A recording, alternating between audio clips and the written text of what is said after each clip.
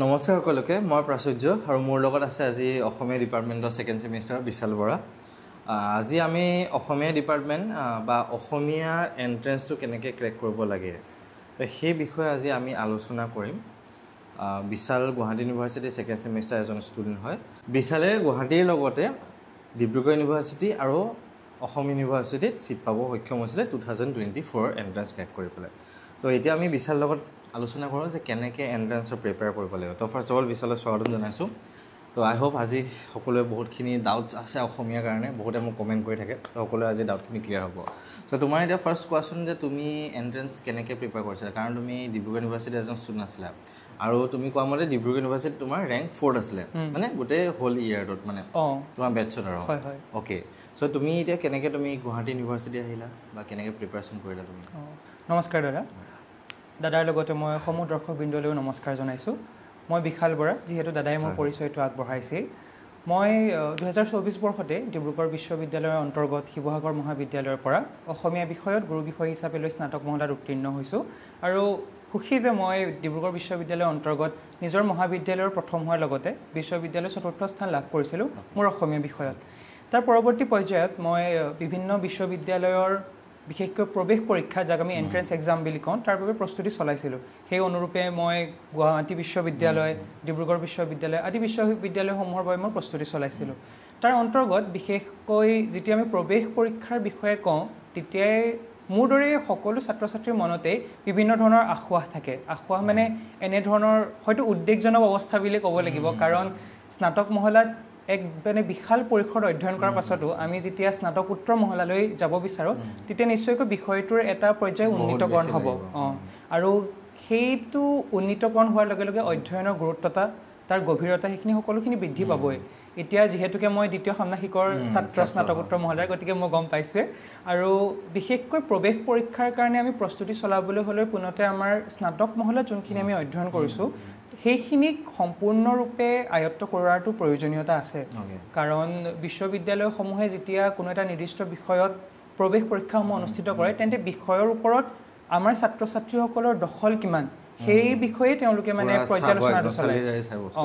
আৰু যিহেতুকে মানে এতিয়া সম্পূৰ্ণ প্ৰৱেশ পৰীক্ষাসমূহ সকলো বিষয়তে একেই মানে বিকল্প ব্যৱস্থা যিটো আমি MCQ বুলি কওঁ সেইটো অনুসৰিয়ে হ'ব গতিকে এই ক্ষেত্ৰত আমি বিষয়টোৰ সূক্ষ্মতকৈ সূক্ষ্মতম বিষয়সমূহ আমি জানিব লাগিব কাৰণ সৰু সৰু কথাসমূহে আমাৰ মনত মানে কেতিয়াবা এনেকৈ পাকঘূৰণিৰ সৃষ্টি কৰি দিব যিখিনি কাৰণে মানে আমি শুদ্ধটোৰ সলনিও অশুদ্ধটোতে কেতিয়াবা দি থৈ আহোঁ মানে মোৰো এনেকুৱা হৈছে বহুতখিনিত যেনেকৈ আপুনি শ্ৰীমন্ত শংকৰদেৱ মাধৱদেৱৰ বিভিন্ন গ্ৰন্থ আছে সেই গ্ৰন্থসমূহৰ ভিতৰতে যেনেকৈ ভক্তি ৰত্নাৱলী ভক্তি ৰত্নাকৰ এনেকৈ আমি কনফিউজন কৰি দিয়ে মানে আৰু বিকল্প ব্যৱস্থাসমূহ সেনেকৈ ৰখা হয় যাতে আপোনাৰ মানে কিমান বিষয়টোৰ ওপৰত সঠিক জ্ঞান কিমান আছে তাৰ প্ৰতি আপোনাৰ পৰ্যালোচনা চলাব গতিকে এই ক্ষেত্ৰত পুনতে আমি স্নাতক যিমানখিনি পাঠ্যক্ৰম আছে সকলোখিনি অধ্যয়ন কৰাটো দৰকাৰ আৰু মই আপোনাৰ থ্ৰুৱেদি মানে সম্পূৰ্ণ সকলো দৰ্শকক এইটো জনাব বিচাৰিম কাৰণ বিশ্ববিদ্যালয়সমূহ পৃথক হ'লেও স্নাতক মহলাত মানে এক সাধাৰণীকৰণ পৰ্যায়ত মানে সকলো বিষয়ৰ মানে স্নাতক পৰ্যায়ত যিখিনি বিষয় দৰকাৰ তেওঁলোকে হয়তো বৰ্ষটো ভিন্ন ভিন্ন হ'ব পাৰে বা ছেমিষ্টাৰটো ডিফাৰেণ্ট হ'ব পাৰে কিন্তু সেই একেখিনি বস্তুৱেই সকলো বিশ্ববিদ্যালয়ে নিজৰ পাঠ্যক্ৰমত অন্তৰ্ভুক্ত কৰে আৰু সেই অনুৰূপে যদি আমি নিজৰ বিশ্ববিদ্যালয়ৰ স্নাতক মহলাৰ সম্পূৰ্ণ অধ্যয়নখিনিৰ ওপৰত ভালদৰে অধ্যয়ন কৰোঁ তেন্তে প্ৰৱেশ পৰীক্ষা আমাৰ বাবে সহজ সেইটো বস্তু এতিয়া তোমাৰ প্ৰথম মই এটা কোৱেশ্যন সুধিম যে তুমি গুৱাহাটী ইউনিভাৰ্চিটি কিয় আহিলা বহুতে সুধিব যে এই ডিব্ৰুগড়ত 4 নম্বৰ পাইছে ডিব্ৰুগড়তো ছিট পালে ঘৰো ওচৰত ডিব্ৰুগড় কিয় ডিব্ৰুগড় নগ'ল মানে দাদা কি হয় মই ডিব্ৰুগড় বিশ্ববিদ্যালয়ৰ অন্তৰ্গত স্নাতক মহলাত মই উত্তীৰ্ণ হৈছোঁ গতিকে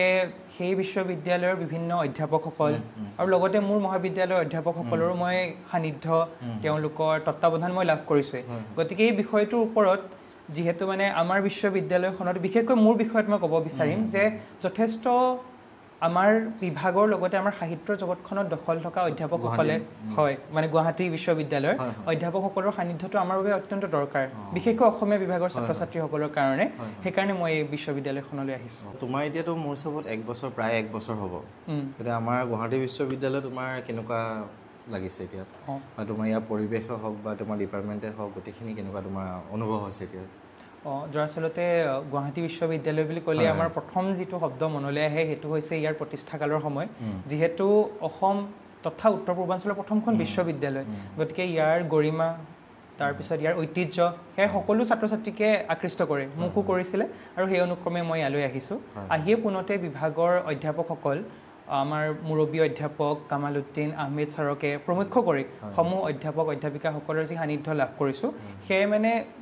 নিজৰ বিষয়টোৰ ওপৰত যি দৃষ্টি সেই দৃষ্টিৰ মানে প্ৰসাৰতাত মোক সহায় কৰিছে লগতে বিশ্ববিদ্যালয়ত যিখিনি সা সুবিধা বিশেষকৈ আমাৰ পুথিভঁৰালৰ পৰা মই আৰম্ভ কৰিব বিচাৰিম এই সা সুবিধাসমূহে আমাৰ দৰে ছাত্ৰ ছাত্ৰীসকলক বিশেষকৈ স্নাতকোত্তৰ পৰ্যায়ৰ ছাত্ৰ ছাত্ৰীসকলক বিশেষভাৱে সহায় কৰিব বুলি মই বিশ্বাস ৰাখোঁ যিহেতুকে মোৰ 1 বছৰ হৈ গৈছে গতিকে সেই অভিজ্ঞতাৰ পৰাই মই এইটো ক'ব আৰু এটা এনাউন্সমেণ্ট দিব বিচাৰিছোঁ বিশাল এইবাৰ ছেকেণ্ড বেষ্ট এক্টৰ আছিলে ভাৰ্চিটি উইকৰ তো আশা কৰিছোঁ যাতে তুমি অহা বছৰ ফাৰ্ষ্ট হোৱা নিশ্চয় নিশ্চয় একদম সেইটো বহুত বেছিছ থাকিলে তো এতিয়া আমি যদি আহোঁ ইউনিভাৰ্চিটি এণ্ট্ৰেঞ্চৰ প্ৰিপেৰেশ্যনৰ বিষয়ে এতিয়া তুমি আমাৰ ডিব্ৰুগড় ইউনিভাৰ্চিটিৰ এজন ষ্টুডেণ্টে জিউত যদি আহিব হয় কি চাব লাগিব বা এজন যদি কোনোবাই ডিব্ৰুগড়ৰ কাৰণেও প্ৰস্তুতি কৰে কোনোবাই যদি কটনৰ কাৰণেও কৰে কি মানে বিষয়খিনি চাব লাগিব ইম্পৰ্টেণ্ট টপিকছ বা কেনেকুৱা ধৰণৰ প্ৰিপেৰেশ্যন তুমি কৰিছিলা দাদা যিহেতুকে আমাৰ মূল মানে এই ভিডিঅ'টোৰ মূল বিষয়টোৱে হৈছে আমাৰ প্ৰৱেশ পৰীক্ষা গতিকে মই সেইবাবে অলপকৈ মই নিজৰ ফালৰ পৰা অলপ প্ৰস্তুতি কৰি আহিছোঁ গতিকে যেতিয়া আমি একোটা প্ৰৱেশ পৰীক্ষাৰ বাবে নিজকে সাজু কৰিব লগা হয় তেতিয়াহ'লে প্ৰথমতে চাব লাগিব আমাৰ বিষয়টোৰ কোন দিশটো আমি অধ্যয়ন কৰি যাওঁ যিহেতু এতিয়া আমি অসমীয়া বিষয়লৈ মই পোনপটীয়াকৈ আহিব বিচাৰিম এতিয়া আমাৰ বিষয়ত কি হয় অসমীয়া ভাষা বুলি ক'লেই এক মানে বিশাল পৰিসৰৰ অধ্যয়ন ক্ষেত্ৰ তাত আপোনাৰ পোনতে সাহিত্য ক্ষেত্ৰখন ভাষা সংস্কৃতি এইসমূহ থকাৰ উপৰিও আপুনি তুলনামূলক সাহিত্যৰ ক্ষেত্ৰখন পাব তাৰ ওপৰত আপুনি বিভিন্ন ধৰণৰ সাহিত্য তত্ত্বসমূহৰ ক্ষেত্ৰখন পাব তাৰ উপৰিও কবিতা নাটক চুটিগল্প এই ধাৰাসমূহতো আছেই গতিকে এক সাধাৰণীকৰণ পৰ্যায়ৰে যদি আমি আগবাঢ়ি যাব লগা হয় তেন্তে অসমীয়া বিষয়ত আমি পোনতে ইয়াৰ যি যুগ বিভাজন তাৰ পৰা আৰম্ভ কৰিলে ভাল হয় আৰু এই ক্ষেত্ৰত মই 3টা পৰ্যায়ত মানে প্ৰৱেশ পৰীক্ষাৰ বাবে মই যি ধৰণে প্ৰস্তুতি চলাইছিলোঁ সেয়া আপোনালোকৰ মাধ্যমেদি মই ক'ব বিচাৰিম প্ৰথম পৰ্যায়ত মই চাইছিলোঁ যে আমাৰ বিষয়টোত অৰ্থাৎ অসমীয়া বিষয়ৰ যি যুগ বিভাজনৰ ব্যৱস্থা আছে আমি পুনতে এই ক্ষেত্ৰত সত্যেন্দ্ৰনাথ শৰ্মা ছাৰৰ অসমীয়া সাহিত্যৰ সমীক্ষাত্মক ইতিবৃত্ত মহেশ্বৰ নেওগ ছাৰৰ ৰূপৰেখা সেইসমূহ কিতাপক আমি আশ্ৰয় কৰি সাহিত্যৰ যুগ বিভাজনটো কৰোঁ আৰু সেই যুগ বিভাজন অনুসৰি আমি পুনতেই যি পৰ্যায়সমূহ পাওঁ যেনেকৈ লোকসাহিত্যৰ পৰ্যায় আছে তাৰ পাছত সাহিত্যৰ আদিম স্তৰটো আছে প্ৰত্ন সাহিত্যৰ স্তৰ আছে তাৰ উপৰিও আমাৰ মানে সাহিত্যক 3টা স্তৰত ভাগ কৰা হয় প্ৰাচীন মধ্য আৰু আধুনিক এনেকৈ এতিয়া প্ৰথমতে যোনটো পৰ্যায় আহে যি পৰ্যায়ত মানে আমাৰ লিখিত সাহিত্যৰ তেনেকৈ প্ৰামাণিক তথ্য নাই মানে যিসমূহ মুখে মুখে প্ৰচলিত হৈ আহিছিলে যি ধৰণে সাধুকথা হওক বিভিন্ন ধৰণৰ লোকগীতসমূহ হওক বেলাদ বা আখ্যান গীত বা কাহিনী গীতসমূহ হওক সেই সকলোখিনি মানে সেই পৰ্যায়ত পৰে তাৰ ক্ষেত্ৰতে প্ৰবাদ প্ৰবচন সেইসমূহ সেই পৰ্যায়টোত মানে সন্নিৱিষ্ট হৈ থাকে আৰু অসমীয়া বিভাগৰ প্ৰত্যেকজন ছাত্ৰই মানে সেই কথাষাৰ জানেই যে মানে সেই স্তৰত কিখিনি থাকে গতিকে পুনতে আমি সেই স্তৰৰ যোনখিনি অধ্যয়ন আছে সেইখিনি আমি সম্পূৰ্ণৰূপে কৰিব লাগিব তাৰ পৰৱৰ্তী পৰ্যায়ত আমি যি মূল বিভাজন প্ৰাচীন মধ্য আৰু আধুনিক সেই পৰ্যায়লৈ আমি আগবাঢ়ি যাম আদিম যুগত পুনতে আমি শয্যাপথৰ যোনখিনি ধাৰণা আছে শয্যাপথ হওক শ্ৰীকৃষ্ণ কীৰ্তন এইসমূহ গ্ৰন্থৰ যোনটো পৰ্যায় আমি সেইখিনি সম্পূৰ্ণৰূপে অধ্যয়ন কৰাটো দৰকাৰ কাৰণ শয্যাপথসমূহে হৈছে আমাৰ মানে সাহিত্যৰ এক প্ৰাচীনতম নিদৰ্শন যাক মানে আলম কৰি আমাৰ ভাষা সাহিত্যৰ মানে এক ধাৰাক আমি সুনিৰ্দিষ্টভাৱে আমি মানে পইণ্ট কৰা বুলি কয় বা আমি কেন্দ্ৰস্থ কৰা বুলি ক'ম সেইটোৰ পৰা আমাৰ আৰম্ভ হৈছে গতিকে তাৰ পৰৱৰ্তী পৰ্যায়ত মধ্যযুগত শ্ৰীমন্ত শংকৰদেৱৰ পৰ্যায়টোক আমি ধৰোঁ মানে শ্ৰীমন্ত শংকৰদেৱক আমি কেন্দ্ৰ কৰোঁ গতিকে শ্ৰীমন্ত শংকৰদেৱৰ পূৰ্বৰখিনিক প্ৰাক শংকৰী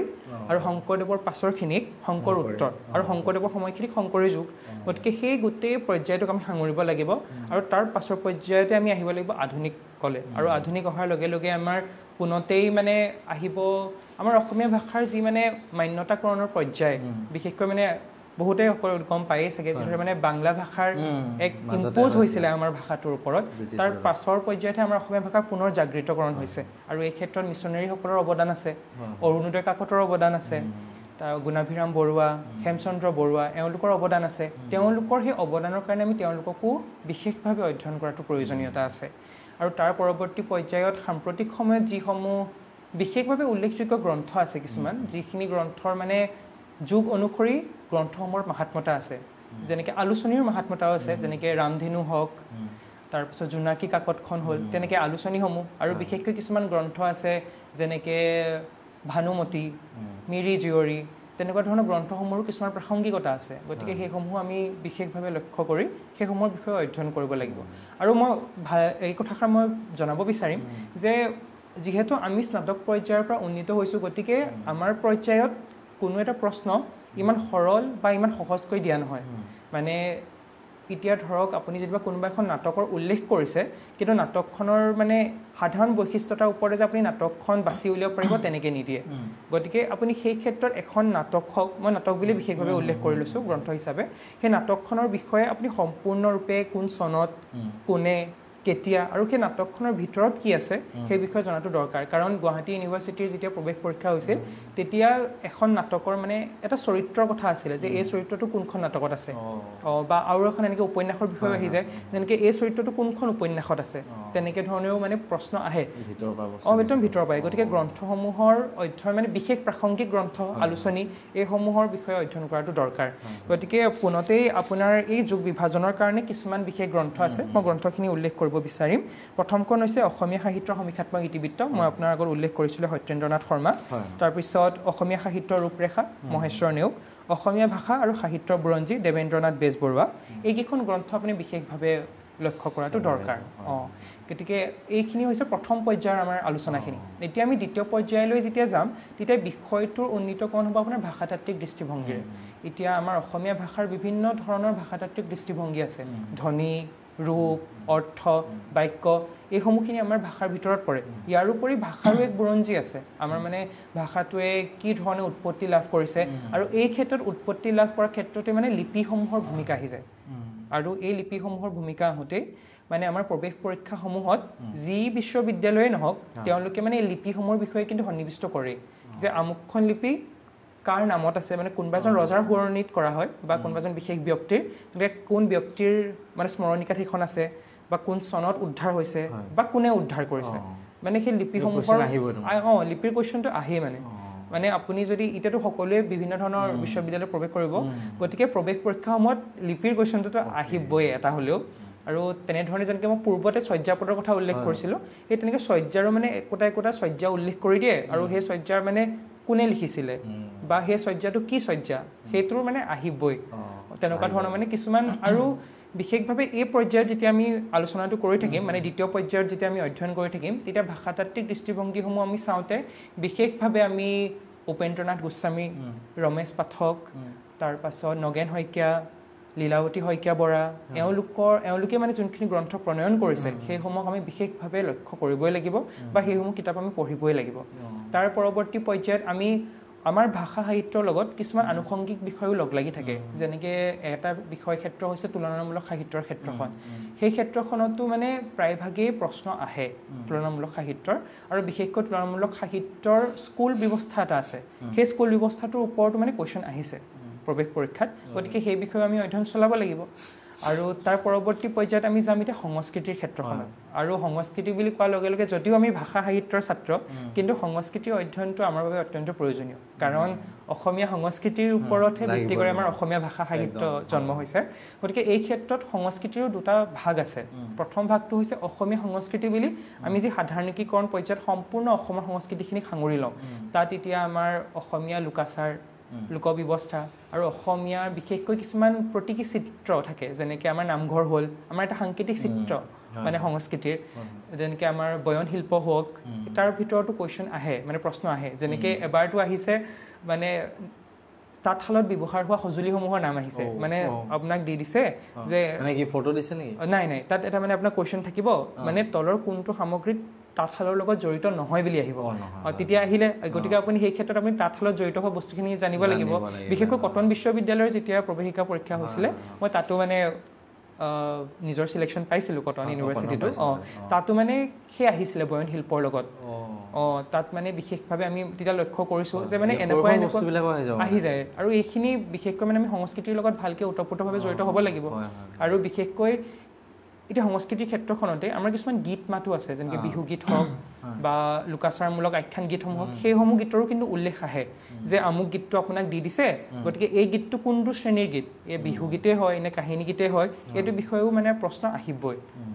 এই ক্ষেত্ৰত মানে সকলোৰে প্ৰস্তুতি চলোৱাটো দৰকাৰ তাৰ পাছত আৰু এটা আমাৰ সংস্কৃতিৰ দ্বিতীয় ভাগটোত যি যাম তাত মানে আমি যেতিয়া আমাৰ অসমখন হৈছে মানে বিভিন্ন জাতি জনগোষ্ঠীৰ বাসস্থান গতিকে বড়ো ৰাভা মিচিং কাৰ্বি তিৱা সেই সকলোৰে সংস্কৃতিৰ ওপৰত আমাৰ সাম্যক জ্ঞানখিনি মানে থকাটোতো অত্যন্ত দৰকাৰ বিশেষকৈ মানে এনেকৈ আহে যে মানে আমুকবিধ অলংকাৰ কোনটো জনগোষ্ঠীৰ এনেকৈ আপোনাক অপশ্যন 4টা দি দিব বা আমুকবিধ লোকাচাৰ কোনটো জনগোষ্ঠীয়ে পালন কৰে আমুকবিধ উৎসৱ কোনটো জনগোষ্ঠীয়ে কৰে তেনেকৈতো কুৱেশ্যন আহিবই এইখিনি মানে 100% অলপ জিকে কুৱেশ্যনো হৈ যায় মানে সংস্কৃতিৰ লগত যোনখিনি জড়িত সেইখিনি সাধাৰণ জ্ঞানৰ লগতো জড়িত হৈ যায় কিন্তু বিশেষকৈ মানে আমাৰ অসমীয়া বিষয়ত সাধাৰণ জ্ঞানৰ ফালে নাযায়গে দেই কিন্তু এইখিনি যোনখিনি মানে সাধাৰণীকৰণ পৰ্যায়ত মানে মই সংস্কৃতিৰ কথাটো ক'লোঁ এই ক্ষেত্ৰত মানে অধ্যয়ন ক্ষেত্ৰটো অলপ বহল গতিকে সংস্কৃতিৰ ক্ষেত্ৰত এইখিনি আমি চাব লাগিব মানে নিগোষ্ঠীৰ ওপৰত অধ্যয়ন কৰাটো অলপ দৰকাৰ মানে কোনখিনি জনগোষ্ঠী আছে আৰু সেই জনগোষ্ঠীখিনি অধ্যয়ন কৰোঁতেই কেতিয়াবা মানে এনেকৈও আহি যায় যে মিচিং জনগোষ্ঠীৰ মৰংঘৰ বা ডেকাচাং বা এইসমূহ কি এনেকৈও মানে আহি যায় কুৱেশ্যন গতিকে আৰু সকলোখিনি কুৱেশ্যন যিহেতু বিকল্পধৰ্মী গতিকে আমি সৰু সৰু কথাটো জনাটো দৰকাৰ আৰু সংস্কৃতিৰ ক্ষেত্ৰতে আটাইতকৈ বেছি পাজল হয় মানুহ কাৰণ একে লাগে বস্তুসমূহ অলংকাৰ হওক উৎসৱ হওক সকলোখিনি একে লাগে ইমানকে মানে মনত ৰাখাটো কিন্তু এটা কথা মানে আপুনি যদি ভালদৰে সংস্কৃতিৰ বস্তুখিনি বুজি লয় তেন্তেতো আপোনাৰ কাৰণে সহজ আৰু বিশেষভাৱে এই ক্ষেত্ৰত আপুনি সংস্কৃতিৰ ক্ষেত্ৰত অধ্যয়ন কৰোঁতে লীলা গগৈ বা নবীন চন্দ্ৰ শৰ্মা কনক চন্দ্ৰ চহৰীয়া ছাৰ এওঁলোকৰ কিতাপসমূহ অধ্যয়ন কৰাটো দৰকাৰ তেতিয়া আমি সংস্কৃতিৰ বিষয়ে সাম্যক জ্ঞান পাই যাম বিশেষকৈ অসমৰ সংস্কৃতি বুলি যিখন লীলা গগৈৰ কিতাপ আছে সেইখন অত্যন্ত দৰকাৰ সেইখনত মানে বিশেষভাৱে আপোনাৰ নিগোষ্ঠীৰ পৰা আৰম্ভ কৰি জনগোষ্ঠীৰ সকলোখিনিয়ে পাবই কাৰণ এবাৰ এনেকুৱাও আহি গৈছে কুৱেশ্যন যে অসমীয়া সংস্কৃতিত থকা আমুকটো পৰম্পৰা কোনটো নিগোষ্ঠীৰ পৰা আহিছে তাৰ তলত তেনেকৈ অপশ্যন আহি গৈছে যেনেকৈ নেগ্ৰিটৰ পৰা আহিছে অষ্ট্ৰেলিয়াৰ পৰা আহিছে নে ক'ৰ পৰা আহিছে এনেকৈ অপশ্যনো আহি যাব পাৰে এইটো কুৱেশ্যন জিউত আহিছে গুৱাহাটী বিশ্ববিদ্যালয়ত আহিছিলে গতিকে সেই তেনেধৰণে মানে এক বিশাল পৰ্যায়ত আপুনি অধ্যয়ন কৰাটো দৰকাৰ এটা কথা মই কৈছোঁ যিমানে বিচালে কথা কৈ আছে চব ইম্পৰ্টেণ্ট হয় তো তোমালোকে নোট ডাউন কৰি যাবা লাগিলে ভিডিঅ'টো দুবাৰ চাবা বা ৰখাই পেলাই পজ কৰি হ'লেও নোট ডাউন কৰি যাবা তো মোৰ যিমানখিনি বিচালৰ কথা দি গম পাইছোঁ এইখিনি চালে চাগে গোটেইখিনি সামৰি আছে তুমি যিখিনি বা ক'বা এতিয়া বা যিখিনি ক'লা তুমি তো এইখিনি দি পেলাই তোমাৰ বস্তুখিনি ভালকে চালে ষ্টুডেণ্টজনে এন্ট্ৰেন্স এটা ক্ৰেক কৰিব পাৰিব আৰু আপুনি অলপ আগতে কৈছিলে মানে যোনটো যে জিকে বা সাধাৰণ জ্ঞানৰ সেই ক্ষেত্ৰত এটা মানে কথা কম যে বিভিন্ন সময়ত বঁটা বাহনসমূহ দিয়া হয় মানে বিভিন্ন ধৰণৰ কিতাপসমূহক সেইখিনিও কিন্তু আমি চাব লাগিব আৰু বিশেষকৈ কোনোবা সাহিত্যিকৰ উপাধি কি সেইটো পোনপটীয়াভাৱে নাহে কিন্তু যিসকল ব্যক্তিৰ মানে এক বিশেষ বৈশিষ্ট্য আছে তেওঁলোকৰ বৈশিষ্ট্য কিন্তু উল্লেখ তাত আহিব আৰু তাৰ লগতে অলংকাৰৰ এটা আমাৰ অধ্যায় আছে সাহিত্য তত্ত্বসমূহৰ ভিতৰত সেইটো অন্তৰ্ভুক্ত হয় প্ৰাচ্য আৰু পাশ্চাত্য বুলি দুটা নন্দন তত্ত্বৰ মানে আমাৰ অধ্যায় আছে মানে এটা ভাৰতীয় পৰম্পৰা আৰু এটা মানে পাশ্চাত্য বা ৱেষ্টাৰ্ণ পৰম্পৰা যিটো কওঁ ৱেষ্টাৰ্ণ ট্ৰেডিশ্যন কওঁ আৰু সেইসমূহৰ ভিতৰত আমাৰ কবিতা চুটিগল্প উপন্যাস এই ধাৰাসমূহ তাত সোমাব লগতে অলংকাৰ ছন্দ বিশেষকৈ এইসমূহৰ কিন্তু কুৱেশ্যন আহিবই বিশেষকৈ ছন্দৰ আৰু অলংকাৰৰ কুৱেশ্যন আহিবই যে আমুকটো উল্লেখ কৰি দিব এইটো কোনটো ছন্দত পৰিছে আমুকটো উল্লেখ কৰিব এইটো কি অলংকাৰ এইটো আহিবই মই নিজৰ বিশ্ববিদ্যালয়ৰ মানে ডিব্ৰুগড় বিশ্ববিদ্যালয়ৰ অন্তৰ্গত যিখন স্নাতকৰ যোনখন পাঠ্যক্ৰম সেই পাঠ্যক্ৰমখনে মই বিশেষভাৱে অধ্যয়ন কৰিছিলোঁ কিন্তু এটা কথা কম যে মানে যেতিয়া বিশ্ববিদ্যালয়সমূহ পৃথক পৃথক হৈ যায় অলপ মানে পাঠ্যক্ৰমৰ একেই থাকে সাধাৰণীকৰণ পৰ্যায়ত কিন্তু অলপ বস্তু মানে অকণমান পৃথক হয় যেনেকৈ মই গুৱাহাটী বিশ্ববিদ্যালয়ত এটা বস্তু দেখিছিলোঁ বৃহতীয় নাট্যকলা বুলি এটা মানে পৰ্যায় আছে সেইটো কুৱেশ্যন আহিছে তাৰ পৰা বিশেষকৈ কিন্তু সেইটোৰ ওপৰত মানে মোৰ জ্ঞান নাছিলে মই যেতিয়া মানে এটেম্প কৰিছোঁ কুৱেশ্যনটো তেতিয়া মানে মই পাজিল হৈছোঁ আৰু বিশেষকৈ মানে মই কুৱেশ্যনটো এৰিছোঁ কিন্তু দেই গতিকে সেই ক্ষেত্ৰত অলপ মানে যোনখন বিশ্ববিদ্যালয়ৰ বাবে আমি নিজকে সাজু কৰিম সেই বিশ্ববিদ্যালয়ৰ পাঠ্যক্ৰমৰ ওপৰত অলপ অধ্যয়ন কৰাটো দৰকাৰ মানে আৰু বিশেষকৈ মানে সকলোখিনি পাঠ্যক্ৰম বিশ্ববিদ্যালয়ৰ আমাৰ অনলাইনত উপলব্ধ হয় চিলেবাছ মানে ভালকে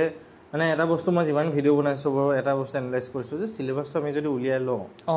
লৈ এবাৰ যদি চিলেবাছটো পঢ়ি লওঁ ইম্পৰ্টেণ্ট পইণ্ট কোনকেইটা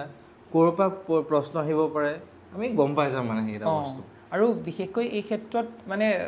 শ্বৰ্টকাট বুলি মই কৈছোঁ আৰু আপোনাক মানে আমাৰ এইখিনি মানে কিতাপ থাকে যিখিনি নেট JRF-ৰ কাৰণে মানে গাইডবুক বুলি কওঁ সেই গাইড বুকখিনি কিন্তু আমি ফ'ল' কৰিব পাৰোঁ মানে মই ফ'ল' কৰিছিলোঁ অলপ এণ্ট্ৰেঞ্চৰ কাৰণে মানে বিশেষকৈ এতিয়া এখন আছিল ৰমেশ পাঠক ছাৰৰ এখন কিতাপ আছে সেইখন কিতাপো মই ফ'ল' কৰিছিলোঁ আৰু অমৃত কুমাৰ উপাধ্যায়ৰো এখন আছে মানে এনেকুৱা গাইডেঞ্চ টাইপ নেট JRFৰ গাইডেঞ্চ টাইপ সেইখনো মানে মই চাইছিলোঁ আৰু বিশেষকৈ সেই কিতাপসমূহৰ লাষ্টলৈ মানে কুৱেশ্যনৰ এটা টাৰ্ম থাকে মানে কুৱেশ্যন পেপাৰ্ছ থাকে আৰু কুৱেশ্যন পেপাৰৰ লাষ্টত মানে উত্তৰখিনি থাকে গতিকে আপুনি যদি এবাৰ নিজকে কিমান সাজু হৈছোঁ চাব বিচাৰে গতিকে সেইখিনিত এটেম্প কৰিব পাৰে সেইটো যথেষ্ট সহায় কৰিব আৰু বিশেষকৈ মানে কি হয় এতিয়া গুৱাহাটী বিশ্ববিদ্যালয়ে মানে নিজৰ কুৱেশ্যন পেপাৰখন নিদিয়ে গতিকে আমিতো সেইখন নাপাওঁ আমিও পোৱা নাছিলোঁ আমাক কৰাৰ পিছত আমাৰ পৰা লৈ যায়গৈ কিন্তু কিছুমান বিশ্ববিদ্যালয়ে দিয়ে যেনেকৈ ডিব্ৰুগড় বিশ্ববিদ্যালয়ৰ দিয়া হয় কটন বিশ্ববিদ্যালয়ৰ দিয়া হয় অসম বিশ্ববিদ্যালয়ত মই পাইছিলোঁ থ্ৰু CUET তেতিয়া মানে CUET যোনটো চিলেকশ্যন হৈছিলে মানে আণ্ডাৰ CUET আৰু বিশেষকৈ এতিয়া CUET হৈ গ'ল গতিকে সেইটো ক্ষেত্ৰলৈ মই যাব বিচৰা নাই আৰু যেতিয়া নিদিয়ে সেইখনটো আপুনি কম্পিউটাৰতে কৰিব লাগিব কিন্তু পৰৱৰ্তী পৰ্যায়ত যেতিয়া আপুনি ৰিচেক কৰে মানে কাৰেকশ্যন কিমান হৈছে তেতিয়া কিন্তু আপোনাৰ এটা অনলাইন ফৰ্ম পোৱা হয় যদি কোনোবাই এটেম্প কৰা আপোনাৰ চিনাকি আছে তেন্তে সেইখন পাব পাৰে কাৰণ মই যেতিয়া দিছিলোঁ মোৰ সেইখন ছেভ কৰি থৈছিলোঁ মানে তেনেকৈ আৰু মোৰ নিজৰ বিশ্ববিদ্যালয়ৰ কথা ক'ব বিচাৰিম মোৰ মানে যিখন শিৱসাগৰ মহাবিদ্যালয় আছিলে যেতিয়া শিৱসাগৰ বিশ্ববিদ্যালয় হৈছে তাৰো মানে এনেকৈ কুৱেশ্যন পেপাৰখিনি দিয়া হয় গতিকে যিসমূহ বিশ্ববিদ্যালয়ৰ আমি কুৱেশ্যন পেপাৰ পাব পাৰোঁ সেই ক্ষেত্ৰত আমি অলপ যদি যোগাযোগটো বহাই পিনি সেইখিনি যদি সংগ্ৰহ কৰি পিনি অকণমান প্ৰেক্টিছ কৰোঁ বা অভ্যাস কৰোঁ তেতিয়া আমাৰ সুবিধা হ'ব আৰু বিশেষকৈ মানে অলপ সময়ৰ পাছতে বিভিন্ন ধৰণৰ মানে সহায়কাৰী গ্ৰুপসমূহ খোলা হ'বই বিভিন্ন বিশ্ববিদ্যালয়ৰ অন্তৰ্গত গতিকে সেইসমূহত যদি আমি কেনেবাকৈ পুৰণা কুৱেশ্যন পেপাৰখিনি সংগ্ৰহ কৰি তাৰ পাব পাৰোঁ সি আমাক যথেষ্ট সহায় কৰিব আৰু দৰাচলতে মানে কি হয় আমি যেতিয়া প্ৰৱেশ পৰীক্ষাত বহোঁগৈ আমাৰ এটা নিৰ্দিষ্ট সময়ৰ বান্ধনি থাকে আৰু এটা সময়ৰ বান্ধনি থাকে আৰু সেই অনুৰূপে মানে প্ৰত্যেকটো প্ৰশ্নৰ কাৰণে আমি বেছিতকৈ বেছি 1 মিনিটহে পাওঁ গতিকে 1 মিনিটত কমেই হয় মানে এতিয়া গ'লো বহিলোঁ ৰোল নাম্বাৰ বহাব লাগিলে OMR চিট আকৌ বুকলেট কিবা নাম্বাৰ বহাব লাগিল আকৌ OMR চিট ফিল আপ কৰোঁতেও টাইম লাগে আৰু বিশেষকৈ OMR চিট কিন্তু একদম কাৰেক্ট কৰাটো বহুত সেইকাৰণে অলপমান 4-5খন প্ৰিণ্ট কৰি আনিবা এনেকৈ আনি অলপ গোলবিলাক ফিল আপ কৰিবা নহ'লে OMR চিটটো ডাইৰেক্ট তাত কৰিব গ'লে ভুল হৈ যায় কিন্তু হয় আৰু সেইকাৰণে মই ক'ব বিচাৰিম মানে সেই বিশেষ সময়টোৰ কাৰণে যদি আমি মানসিকভাৱে প্ৰস্তুত হ'বলৈ হয় তেতিয়াহ'লে আমি অলপ অভ্যাসৰ দৰকাৰ কাৰণ মই যেতিয়া প্ৰথম CUETত বহিছিলোঁ মোৰ মানে সেইটোৱে হৈছিলে মানে খুব উদ্বেগজনক অৱস্থা এটা হৈ যায় মানে ইমান প্ৰশ্ন আছে মই আমুকটো কৰিব লাগিব তামুকটো কৰিব লাগিব গতিকে সেই ক্ষেত্ৰত যদি অলপ অভ্যাস কৰোঁ মোৰ ভুল হৈছিল খালি মানে মই এই ভিডিঅ' থ্ৰুৱেদি ক'ব বিচাৰিম সেইটো বস্তু তো সেইকাৰণে মানে CUETটো দিলে অলপমান ষ্টেট ইউনিভাৰ্চিটিৰ কাৰণে হেল্প হয় এইটো নিশ্চয় দেই বিশেষকৈ মানে আমাৰ ইয়াৰ ষ্টুডেণ্টবিলাকে CUET নিদিয়ে ডাঙৰ প্ৰব্লেম এটা মই দেখিছোঁ তো সেইকাৰণে মানে কোনোবা যদি এইবাৰ অহা বছৰ দিম বুলি ভাবি আছে তো নেক্সট ইয়েৰ CUETটো দিবা এবাৰ এটলিষ্ট একদম প্ৰেক্টিছ এটা হ'ব তোমালোকৰ তাৰপিছত তোমালোকৰ ষ্টেট ইউনিভাৰ্চিটিত আহা ষ্টেট ইউনিভাৰ্চিটিত তোমালোকৰ টেনশ্যনটো ভয়টো বা সময় গোটেইখিনি মিলাই ল'ব পাৰিবা তোমালোকে আৰু প্ৰথমতে মানে CUETয়ে হ'ব তাৰ পাছতহে আমাৰ ষ্টেট ইউনিভাৰ্চিটিজখিনি হ'ব গতিকে CUETত ফলাফলৰ আশাটো নকওঁ কাৰণ কৰ্ম আৰু ফলাফল সেইবোৰতো পিছত দেখা যাব কিন্তু নিজৰ যোনটো অধ্যাৱসায় বা কষ্ট সেইটোৰ যদি এটা আপুনি প্ৰাৰম্ভিক পৰ্যায়ত মানে নিজক চাব বিচাৰে তেন্তে CUETটো দিয়াটো দৰকাৰ তেতিয়া CUETৰ আণ্ডাৰত কি ইউনিভাৰ্চিটি হয় এতিয়া CUETৰ আণ্ডাৰত মই যেতিয়া পঢ়ি আছিলোঁ তেতিয়া তেজপুৰ ইউনিভাৰ্চিটি আছিল আছাম ইউনিভাৰ্চিটি আছিল বাকীসমূহ ইউনিভাৰ্চিটি সোমোৱাৰ কথা আছিল কিন্তু সোমোৱা নাছিল অসমীয়াৰ কাৰণে তেজপুৰ ইউনিভাৰ্চিটিত আছে আছাম ইউনিভাৰ্চিটিত আছে আৰু বিশেষকৈ এতিয়া জনামতে মই কলিকতা ইউনিভাৰ্চিটিটো মানে খোলা হৈছে কলিকতাৰ অন্তৰ্গত বিশ্বভাৰতী নে কোনোবা এখন বিশ্ববিদ্যালয়তো খোলা হৈছে মানে এইবাৰ মই চাওঁতে অপশ্যন ক্লিক হৈছে তাত অসমীয়াৰ মানে এইটো সমান পাঠ্যক্ৰম ভাল অপশ্যন হ'ব তোমালোকৰ কাৰণে মানে এই বছৰ হয় নহয় মই নাজানো কিন্তু অহা বছৰৰ পৰাতো হ'বই চলিব কাৰণ এই বছৰটো মানে মোৰ মানে যোনখিনি জুনিয়ৰ্ছ আছে তেওঁলোক কিছুমানে দিছে বুলি মই শুনিছোঁ গতিকে অসমৰ বাহিৰতো যদি তেনেকুৱা এটা আমাৰ বাবে সুবিধা আছে গতিকে সেইটো আমি লোৱাটো ভাল আৰামছে এটা নতুন এক্সপিৰিয়েঞ্চ হ'ব বহুত শিকিবও পাবা বেলেগ আৰু বিশ্বভাৰতী ইউনিভাৰ্চিটি যিহেতু বহুত পুৰণা ইউনিভাৰ্চিটি মানে বিশ্বভাৰতী হয় নহয় মই নাজানো কিন্তু কলিকতাৰ কোনোবা এখন বিশ্ববিদ্যালয়ত খোলা হৈছে এই ক্ষেত্ৰত মানে তেতিয়া অপশ্যন ক্লিক হ'বই তাতে ঠিক আছে সেইটো এবাৰ তোমালোকে চেক কৰিব পাৰিবা এতিয়া মই আপোনাক কুৱেশ্যনৰ ভাগটো ক'ম যে আমাৰ যোনখিনি প্ৰশ্ন থাকে প্ৰশ্নখিনি এটা মানে ৰেচিঅ'ত ভাগ হৈ থাকে অনুপাতত ভাগ হৈ থাকে দেই যে আমুক অনুপাততে ভাষাৰ প্ৰশ্ন ইমানহে আহে, আমুক অনুপাতত সাহিত্যৰ প্ৰশ্ন ইমানহে আহে। আৰু এই ক্ষেত্ৰত যেতিয়া আমি আগবাঢ়ি যাম কোনোতে আমি সাহিত্যৰ মূল যোনটো মজ্জা বুলি ক'ম মই, মানে শৰীৰ বুলি যদি কওঁ, তেতিয়া আমি সাহিত্যৰ সেই গোটেই যুগ বিভাজনৰ কথাটো মই প্ৰথমতে কৈছোঁ, প্ৰথম পৰ্যায়ত আমি অধ্যয়ন কৰিব লাগে, সেইটো কৰিবই লাগিব। আৰু এই ক্ষেত্ৰত মানে যদি খুব খৰধৰ বা তেতিয়া আপুনি কোনোবা এখন কিতাপ ল'লেই হয়, যেনেকৈ মই সমীক্ষাত্মক ইতিবৃত্ত বেছিকৈ পঢ়িছিলোঁ আৰু সেইখনে মোক যথেষ্ট সহায় কৰিছিল। আৰু তাৰ লগত এখন নেটৰ বা শ্লেটৰ লাগে, মানে নেট বা শ্লেটৰ কিতাপখিনি আমি সকলোখিনি পাই যাওঁ, কিন্তু মানে কেতিয়াবা এনেকুৱা হয় যিহেতু মানে কিতাপখনত বহুত বস্তু সোমোৱা হয়, গতিকে কেতিয়াবা নেট JRFৰ এই গাইড বুকছখিনিত অলপ সৰু সুৰা কিন্তু ভুল থাকে। গতিকে এই ক্ষেত্ৰত অলপ সজাগতা লাগে, আৰু এই ক্ষেত্ৰতে কৰিবৰ কাৰণে মানে আমি মূল পাঠ্যক্ৰম বা মূল কিতাপখন পঢ়াটো দৰকাৰ। আৰু এটা ক্ষেত্ৰত মই এইটো ক'ম যে যদিও আমাৰ স্নাতক পৰ্যায়ৰ ওপৰতে আহে, কিন্তু কেতিয়াবা গৱেষণাৰ ওপৰতো মানে প্ৰশ্ন আহি যায়। গৱেষণা বা ভাষাতত্বৰ কিছুমান বিভিন্ন ধৰণৰ কিছুমান বাদ থাকে, বা কোনোবাই কিবা কয় যেনেকৈ নোৱাম চমস্কিৰ এটা ভাষাতত্বৰ ৰূপান্তৰৰ তত্ত্ব বুলি এটা আছে, সেই বিষয়েও কিন্তু কুৱেশ্যন আহিছে। এই কুৱেশ্যনটো মোৰ শিৱসাগৰ বিশ্ববিদ্যালয় এণ্ট্ৰেঞ্চত দিছিলে। গতিকে সকলোখিনি যিহেতু সকলো বিশ্ববিদ্যালয়ৰ বাবে প্ৰচেষ্টা চলাব, গতিকে সেইখিনি কৰাটো ভাল। আৰু বিশেষকৈ গুৱাহাটী বিশ্ববিদ্যালয়ত যেতিয়া আমি নিজৰ প্ৰৱেশ পৰীক্ষাৰ বাবে প্ৰস্তুতি চলাম, গতিকে সেই ক্ষেত্ৰত আমি পোনতে অসমীয়া সাহিত্যৰ সমীক্ষাত্মক ইতিবৃত্তখন আমি ল'বই লাগিব। ইয়াৰ পৰা মানে প্ৰশ্ন আহে, আৰু বিশেষকৈ আনুষংগিক কিছুমান বস্তুৰ বাবে আমি গাইডবুকটো ফ'ল' কৰা ভাল, তথাপি মূল পাঠ্যক্ৰমটো আমাক দৰকাৰ হ'বই। আমি যদি চাওঁ গুৱাহাটী বিশ্ববিদ্যালয়ত অসমীয়া বিভাগত 90টাতকৈ অধিক চিট আছে তোমাৰ।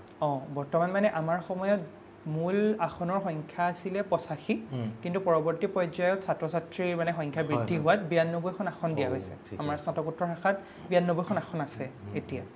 তো এতিয়া তোমাৰ মানে কাট অফ বহুতে কনফিউজ হৈ থাকে বা সুধি থাকে যে কিমান মান পালে চিট পাম। আৰু এই ক্ষেত্ৰত আমি যদি মানে এক গড় হিচাপে যদি ধৰোঁ এক সংখ্যা, গতিকে সেই হিচাপত আমি 50ৰ পৰা 60ৰ ভিতৰত যদি আমি ধুনীয়াকৈ মাৰ্কছ পাব পাৰোঁ, মানে 50ৰ পৰা 60% ভিতৰত যদি আমি মাৰ্কছটো আনিব পাৰোঁ নিজৰ, গতিকে সেই ক্ষেত্ৰত আমি মানে আসন পোৱাটো প্ৰায় নিশ্চিত। আৰু বিশেষকৈ মানে আসনসমূহৰ ক্ষেত্ৰত অলপ সংৰক্ষণৰ ব্যৱস্থাটোও থাকে, গতিকে এই ক্ষেত্ৰত অলপ সকলোখিনি ব্যৱস্থা চাই আগবাঢ়ি যোৱাটো ভাল। যিহেতু অসমীয়া ষ্টুডেণ্ট অলপ বেছি আছে, বিশেষকৈ মানে প্ৰৱেশ পৰীক্ষাতটো অলপ কম্পিটিশ্যনটো টাফ হ'ব, বেছি হৈ যায়। গতিকে মই বিশেষভাৱে মানে ক'ম যে অধ্যয়ন ক্ষেত্ৰতো নিজৰ পাঠ্যক্ৰমৰ পৰা সম্পূৰ্ণৰূপে কৰাৰ উপৰিও অলপ কথা যোনখিনি অলপ বাহিৰৰ কৈছোঁ, সেইখিনি কথাসমূহো অধ্যয়ন কৰাটো ভাল। মোক মানে যি ধৰণে মোৰ অগ্ৰজসকলে মোক তত্বাৱধান কৰিছিলে, তেনেকৈ মানে মই সেইখিনি কথা আপোনালোকৰ আগত ৰাখিছোঁ। গতিকে মই আশা কৰিছোঁ আপোনালোক সকলোৰে প্ৰৱেশ পৰীক্ষাসমূহ ভালদৰে যাওক, এক মানে ভাল ফলাফল আপোনালোকে লাভ কৰক। মোৰ ফালৰ পৰাও এক শুভেচ্ছা থাকে। তো সেইখিনি আছিলে, সকলোৱে গম পালে। কিবা যদি আছে কমেণ্টত জনাব পাৰিবা। এটা নতুন ভিডিঅ'ত সকলোকে লগ পাম। আৰু একদম শেষত বিশাল আকৌ এবাৰ ধন্যবাদ, বহুত ভাল লাগিলে ভিডিঅ'টো কৰি। তো সকলোৱে যদি নতুনকৈ আহিছে ছাবস্ক্ৰাইব কৰি দিবা, নিজৰ বন্ধু বান্ধৱীসকলৰ মাজত অলপমান প্লিজ আমাৰ চেনেলটো শ্বেয়াৰ কৰি দিবা তোমালোকে। Thank U.